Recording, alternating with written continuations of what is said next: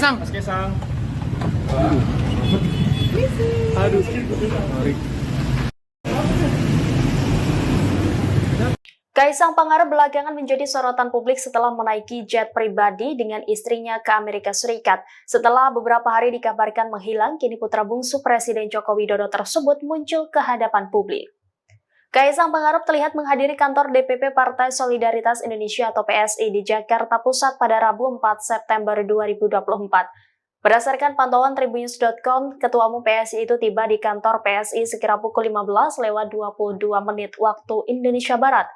Dia menaiki mobil Toyota Fortuner hitam bernomor polisi B1566ZZH.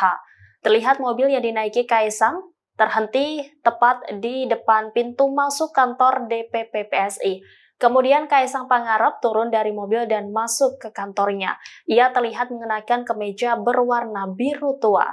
Ketua Umum PSI itu dikawal oleh seorang anggota Pas Pampres. Saat ditemui awak media, Kaisang Pangarep enggan diwawancara. Dia menyebut ada rapat yang harus dilakukan bersama PSI terlebih dahulu. Belum diketahui apa yang akan dibahas PSI bersama Kaisang dalam rapat tersebut, apakah terkait politik atau dugaan gratifikasi jet pribadi putra bungsu Presiden Jokowi tersebut. Download Tribun X sekarang, menghadirkan lokal menjadi Indonesia.